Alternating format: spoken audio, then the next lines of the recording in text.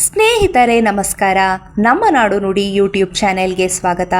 ಸ್ನೇಹಿತರೆ, ಭಗವದ್ಗೀತೆಯ ಅಧ್ಯಾಯ 3 ಕರ್ಮಯೋಗ. ಶ್ರೀಕೃಷ್ಣನು ಕರ್ಮಯೋಗ ಮತ್ತು ಸೃಷ್ಟಿಚಕ್ರ ರಚನೆಯಾದ ಬಗೆಯನ್ನು ಅರ್ಜುನನಿಗೆ ವಿವರಿಸುತ್ತಾನೆ.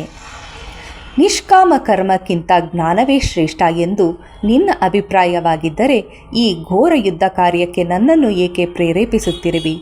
ಇಂತಹ ಮಾತಿನಿಂದ ನನ್ನ ಮನಸ್ಸು ಗೊಂದಲಕ್ಕೆ ಸಿಲುಕಿ ನಾನು ಯಾವ ಕರ್ಮದ ದಾರಿಯೋ, ಸಾಂಖ್ಯಜ್ಞಾನದ ದಾರಿಯೋ ಅಥವಾ ಬೇರೆ ಯಾವುದೇ ದಾರಿಯಲ್ಲಿ ಹೋದರೆ ಶ್ರೇಯಸ್ಸು ಹೊಂದುವೆನೋ ಆ ದಾರಿಯನ್ನು ತಿಳಿಸು ಎಂದು ಅರ್ಜುನನು ಕೃಷ್ಣನಲ್ಲಿ ಕೇಳಿದನು. ಅದಕ್ಕೆ ಶ್ರೀಕೃಷ್ಣನು ಸಾಂಖ್ಯರಾದವರಿಗೆ ಜ್ಞಾನಯೋಗ, ಯೋಗಿಗಳಾದವರಿಗೆ ಕರ್ಮಯೋಗ ಎಂಬ 2 ಮುಕ್ತಿ ಮಾರ್ಗಗಳನ್ನು ತಿಳಿಸುವನು.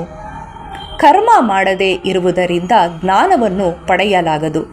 ಕರ್ಮ ಫಲಗಳನ್ನು ತ್ಯಜಿಸಿದ ಮಾತ್ರಕ್ಕೆ ಮೋಕ್ಷ ಸಿಗಲಾರದು.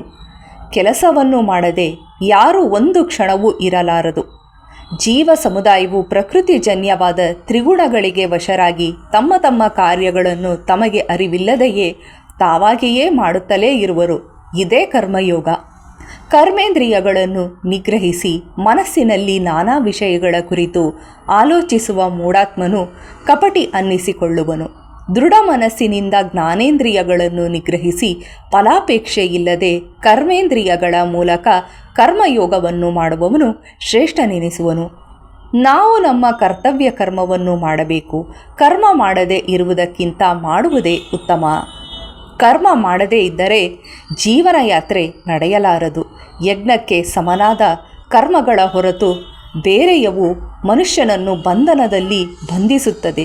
ಆದ್ದರಿಂದ ಇಚ್ಛಾಶಕ್ತಿ ರಹಿತರಾಗಿ ಯಜ್ಞದ ನಿಮಿತ್ತವಾಗಿಯೂ ಕರ್ತವ್ಯ ಕರ್ಮಗಳನ್ನು ಮಾಡಬೇಕು. ಶ್ರೀಕೃಷ್ಣನು ಅರ್ಜುನನಿಗೆ ಸೃಷ್ಟಿಚಕ್ರ ರಚನೆಯಾದ ಬಗೆಯನ್ನು ವಿವರಿಸುತ್ತಾನೆ. ಪ್ರಜಾಪತಿಯಾದ ಬ್ರಹ್ಮನು ಸೃಷ್ಟಿಯ ಸಮಯದಲ್ಲೇ ಯಜ್ಞ ಕಾರ್ಯದೊಂದಿಗೆ ಜನರನ್ನು ಸೃಷ್ಟಿಸಿದನು. ಅಂತೆಯೇ ಈ ಯಜ್ಞ ಕಾರ್ಯದಿಂದ ನೀವೆಲ್ಲರೂ ಸುಖ ಸಮೃದ್ಧಿ ಹೊಂದಿರಿ. ಇದು ನಿಮ್ಮ ಜೀವನದ ಇಷ್ಟಗಳನ್ನು ಈಡೇರಿಸುವ ಕಾಮಧೇನು. ಈ ಯಜ್ಞ ಕರ್ಮಗಳಿಂದ ದೇವತೆಗಳನ್ನು ಆರಾಧಿಸಿದರೆ ಅವರು ಬಿಸಿಲು, ಮಳೆ, ಗಾಳಿಗಳನ್ನು ಕೊಟ್ಟು ನಿಮ್ಮನ್ನು ತೃಪ್ತಗೊಳಿಸುವರು. ಹೀಗೆ ಜನರು ಒಬ್ಬರಿಗೊಬ್ಬರು ಪರಸ್ಪರ ಸಹಕಾರದಿಂದ ಶ್ರೇಯಸ್ಸನ್ನು ಹೊಂದಿರಿ ಎಂದು ತಿಳಿಸಿದನು. ಯಜ್ಞದಿಂದ ತೃಪ್ತರಾದ ದೇವತೆಗಳು ಇಚ್ಛಿಸಿದ ಭೋಗಗಳನ್ನು ಪೂರೈಸುವರು. ಅವರು ಕೊಟ್ಟ ಭೋಗವನ್ನು ಯಾರು ಏನನ್ನೂ ಮಾಡದೆ ಪೂರ್ತಿಯಾಗಿ ಅನುಭವಿಸುವರೋ ಅವರು ಕಳ್ಳರೇ ಸರಿ. ಯಜ್ಞಶೇಷ ಫಲವನ್ನು ಅಂತೆಯೇ ಯಜ್ಞಕ್ಕೆ ಆಹುತಿಯಾಗಿ ಬಳಸಿ ಉಳಿದಿರುವನ್ನು ಸೇವಿಸುವವರು ಶ್ರೇಷ್ಠ ಪುರುಷರು. ಅವರು ಸಕಲ ಪಾಪಗಳಿಂದ ಮುಕ್ತರಾಗುವರು. ತಮಗಾಗಿ ಮಾತ್ರ ಎಷ್ಟು ಬೇಕೋ ಅಷ್ಟೇ ಯಜ್ಞಗಳನ್ನು ಮಾಡುವವರು ಪಾಪಿಗಳು ಪಾಪ ಫಲಗಳನ್ನೇ ಪಡೆಯುವರು. ಪ್ರಸ್ತುತವಿರುವ ಜೀವ ಪ್ರಾಣಿ ಸಂಕುಲಗಳು ಅನ್ನ ಆಹಾರಗಳಿಂದ ಜನ್ಮ ತಾಳುತ್ತದೆ. ಮಳೆಯಿಂದ ಅನ್ನ ಆಹಾರ ಉತ್ಪತ್ತಿಯಾಗುತ್ತದೆ. ಯಜ್ಞ ಮಾಡುವುದರಿಂದ ಮಳೆಯು ಬರುತ್ತದೆ. ಯಜ್ಞವು ಸತ್ಕರ್ಮದಿಂದ ಸಿದ್ಧಿಸುತ್ತದೆ. ಕರ್ಮವು ವೇದದಿಂದ ಜನ್ಮ ತಾಳಿದೆ. ವೇದವು ಪರಮಾತ್ಮನಿಂದ ಬಂದಿದೆ. ಆದ್ದರಿಂದ ಎಲ್ಲ ಕಡೆ ಇರುವ ಪರಮಾತ್ಮ ಸದಾ ಯಜ್ಞದಲ್ಲಿ ಪ್ರತಿಷ್ಠಾಪನೆ ಆಗಿರುತ್ತಾನೆ. ಹೀಗಿರುವಂಥ ಸೃಷ್ಟಿಚಕ್ರವನ್ನು ಯಾರು ಅನುಸರಿಸುವುದಿಲ್ಲವೋ ಅವರು ಪಾಪಿಯೇ ಸರಿ. ಕೇವಲ ತನ್ನ ಇಂದ್ರಿಯ ಸುಖಗಳಲ್ಲಿ ವಿಹರಿಸುವ ಅವರ ಬದುಕು ವ್ಯರ್ಥ. ಆತ್ಮತೃಪ್ತನು ಆತ್ಮದಲ್ಲಿಯೇ ಆನಂದ ಹೊಂದುವನು ಆದ ಜೀವಿಗೆ ಕರ್ತವ್ಯ ಕರ್ಮ ಎಂಬುದು ಯಾವುದೂ ಇಲ್ಲ. ಅಂತಹವನು ಕರ್ಮವನ್ನು ಮಾಡುವುದರಿಂದ ಅಥವಾ ಮಾಡದೇ ಇರುವುದರಿಂದ ಅವನಿಗೆ ಸ್ವಾರ್ಥವಾಗಲಿ ಲಾಭವಾಗಲಿ ಇರುವುದಿಲ್ಲ. ಅವನು ಯಾವುದರ ಮೇಲೂ ಆಶ್ರಯಿಸಿ ಅವಲಂಬಿಸಿ ಇರಬೇಕಾಗಿಲ್ಲ. ಆದ್ದರಿಂದ ಫಲಾಪೇಕ್ಷೆ ತೊರೆದು ಯಾವಾಗಲೂ ಮಾಡಬೇಕಾದ ಕರ್ಮವನ್ನು ಮಾಡುವವನು ಕ್ರಮೇಣ ಮುಕ್ತಿಯನ್ನು ಹೊಂದುವನು. ಅದರಂತೆ ನೀನು ಸಂಘವರ್ಜಿತನಾಗಿ ಫಲಾಪೇಕ್ಷೆ ತೊರೆದು ನಿಷ್ಕಾಮ ಕರ್ಮದಿಂದ ಮಾಡಬೇಕಾದ ಕರ್ಮರೂಪವಾದ ಯುದ್ಧವನ್ನು ಮಾಡು. ಮುಕ್ತಿಯನ್ನು ಪಡೆಯುವೆ ಎಂದು ಶ್ರೀಕೃಷ್ಣನು ಅರ್ಜುನನಿಗೆ ಹೇಳಿದನು. ಹೀಗೆ ಶ್ರೀಕೃಷ್ಣನು ಮುಂದುವರೆಸುತ್ತಾ ಶ್ರೇಷ್ಠ ಪುರುಷ ಹಾಗೂ ಅವರ ಕರ್ತವ್ಯಗಳನ್ನು ಅರ್ಜುನನಿಗೆ ತಿಳಿಸುತ್ತಾನೆ. ನನಗೆ ಈ 3 ಲೋಕದಲ್ಲಿ ಮಾಡಬೇಕಾದ ಕರ್ತವ್ಯ ಕರ್ಮ ಒಂದೂ ಇಲ್ಲ. ಹೊಂದುವುದಕ್ಕದ್ದು ಹೊಂದದೇ ಇರುವುದು ಒಂದೂ ಇಲ್ಲ. ಆದರೂ ನಾನು ಕರ್ಮದಲ್ಲಿ ಸದಾ ನಿರತನಾಗಿರುತ್ತೇನೆ. ಕಾರಣವೇನೆಂದರೆ, ಒಂದು ವೇಳೆ ನಾನು ಉದಾಸೀನನಾಗಿ ಸೋಮಾರಿಯಾಗಿ ಕರ್ಮವನ್ನು ಆಚರಿಸದೇ ಇದ್ದರೆ ಎಲ್ಲರೂ ನನ್ನನ್ನೇ ಅನುಸರಿಸಿ ಕರ್ಮವನ್ನು ಮಾಡದೇ ಇರುತ್ತಾರೆ. ನಾನು ಕರ್ಮವನ್ನು ಆಚರಿಸದೇ ಇದ್ದಲ್ಲಿ ಅದನ್ನೇ ಅನುಸರಿಸುವವರಿಂದಾಗಿ ಲೋಕವು ಕೆಟ್ಟು ಹೋಗುತ್ತದೆ. ಜಾತಿ ಸಂಕರಕ್ಕೆ ಹಾಗೂ ಜನರ ಹೀನ ಸ್ಥಿತಿಗೆ ನಾನೇ ಕಾರಣವಾಗುತ್ತೇನೆ. ವಿದ್ವಾಂಸನಲ್ಲದವನು ಕರ್ಮಫಲವನ್ನು ಬಯಸಿ ಹೀಗೆ ಆಸಕ್ತಿಯಿಂದ ಕಾರ್ಯಪ್ರವೃತ್ತನಾಗುವನೋ ಹಾಗೆ ವಿದ್ವಾಂಸನಾದವನು ಫಲಾಸಕ್ತಿ ಇಲ್ಲದೆ ಲೋಕ ಕಲ್ಯಾಣಕ್ಕಾಗಿ ಕರ್ತವ್ಯ ಕರ್ಮಗಳನ್ನು ಶ್ರದ್ಧೆಯಿಂದ ಆಚರಿಸಬೇಕು. ಹಾಗೆಯೇ ಜ್ಞಾನಿಯು ಫಲಾಸಕ್ತಿ ಇರುವ ಅಜ್ಞಾನಿಗಳಿಂದ ಯೋಗಯುಕ್ತವಾದ ಕರ್ಮಗಳನ್ನು ಮಾಡಿಸಬೇಕು.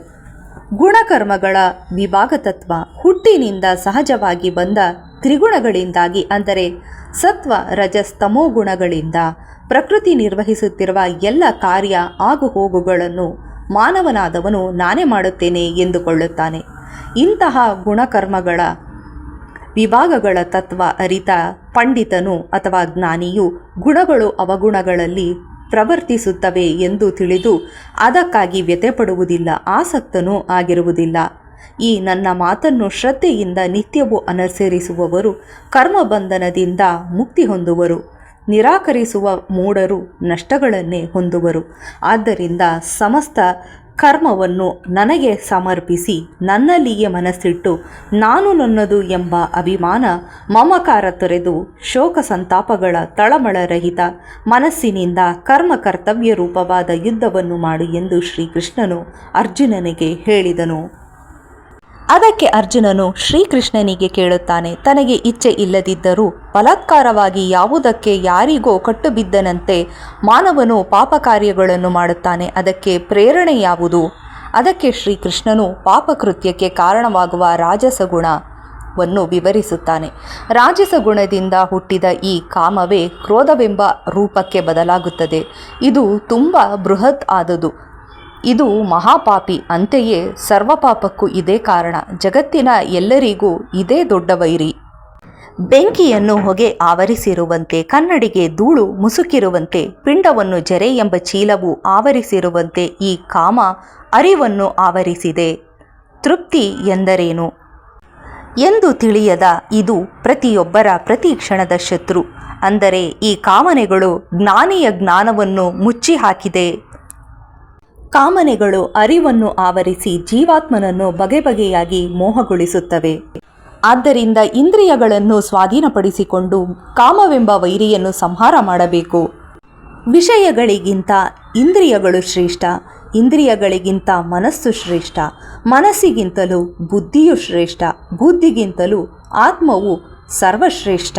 ಹಾಗಾಗಿ ಬುದ್ಧಿಗಿಂತಲೂ ಶ್ರೇಷ್ಠವಾದ ಅಂತರಾತ್ಮನನ್ನು ಅರಿತು ನಿನ್ನನ್ನು ನೀನು ದೃಢಪಡಿಸಿಕೊಂಡು ಯುದ್ಧ ಜಯಿಸುವುದಕ್ಕೆ ಅವಶ್ಯವಾಗಿ ಬೇಕಾಗಿರುವಂತಹ ಶತ್ರುವಾದಂತಹ ಈ ಕಾಮನೆಯನ್ನು ಮೊದಲು ಗೆಲ್ಲು ಎಂದು ಶ್ರೀಕೃಷ್ಣನು ಅರ್ಜುನನಿಗೆ ಉಪದೇಶಿಸಿದನು.